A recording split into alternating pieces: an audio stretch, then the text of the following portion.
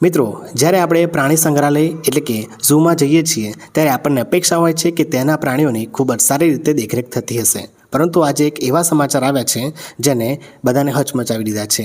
બિહારની રાજધાની પટનાના ઝૂમાંથી એક એવો વિડીયો વાયરલ થઈ રહ્યો છે જેને લઈને લોકો ઝૂ પ્રશાસન સામે ગુસ્સો બતાવી રહ્યા છે। તો શું છે આ પૂરો મામલો અને શું છે આ વાયરલ વિડીયોનું સત્ય, આજના વિડીયોમાં આપણે જોઈએ।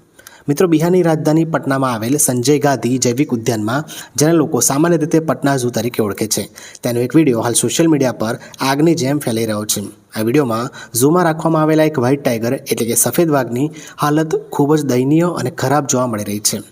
ખરેખર બન્યું એવું કે પટના ઝૂમાં ફરવા માટે આવેલા કોઈ મુલાકાતીએ આ સફેદ વાઘનો વિડીયો પોતાના મોબાઈલમાં બનાવ્યો અને આ વિડીયોને સોશિયલ મીડિયા પર પોસ્ટ કરતા એ વ્યક્તિએ સ્પષ્ટ લખ્યું હતું કે આ પ્રાણી સાથે ખૂબ જ ખોટું થઈ રહ્યું છે। વિડીયોમાં આપણે સાફ જોઈ શકીએ છીએ કે સફેદ વાઘ જરા પણ તંદુરસ્ત નથી, લાગી રહ્યો છે કે તે ખૂબ જ નબળો પડી ગયો છે અને જાણે બીમાર હોય તેવી રીતે તે ચાલી રહ્યો છે। જ્યારથી આ વિડીયો સોશિયલ મીડિયા પર વાયરલ થયો છે ત્યારથી લોકોમાં ભારે રોષ જોવા મળી રહ્યો છે। ઇન્ટરનેટ પર લોકો સંજય ગાંધી જૈવિક ઉદ્યાનના જે મેનેજમેન્ટ છે તેના પર સવાલ ઉઠાવી રહ્યા છે। લોકોનું કહેવું છે કે ઝૂમાં પ્રાણીઓની યોગ્ય રીતે સાર સંભાળ અને દેખભાળ કરવામાં આવતી નથી। આટલા દુર્લભ અને સુંદર પ્રાણીની આવી હાલત કોની બેદરકારીનું પરિણામ છે? શું ઝૂ પ્રશાસન આના માટે જવાબદાર નથી? તેવા અનેક સવાલો ઉઠી રહ્યા છે। મિત્રો, પ્રાણીઓ બોલી શકતા નથી, પરંતુ તેમની સંભાળ લેવાની આપણી અને તંત્રની મોટી જવાબદારી બને છે।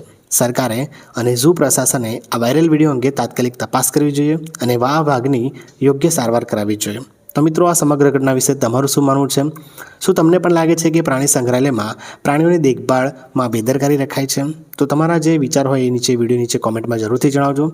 જો તમને માહિતી ગમી હોય તો વિડીયો લાઇક કરજો, શેર કરજો અને આવા જ બીજા વાયરલ વિડીયોની ન્યૂઝ માટે આપણી ચેનલને સબસ્ક્રાઈબ કરવાનું ભૂલતા નહીં।